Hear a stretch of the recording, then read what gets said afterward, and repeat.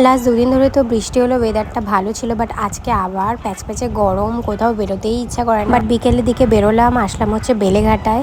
But প্রচণ্ড গরম লাগছিলো, মানে একটা কেমন অস্থির হচ্ছিল গরমের মধ্যে। তাই এখানে নেমে আগে দুটো আইসক্রিম নিলাম আমার জন্য। আইসক্রিমগুলো ছোটো ছোটোই ছিল দুটো।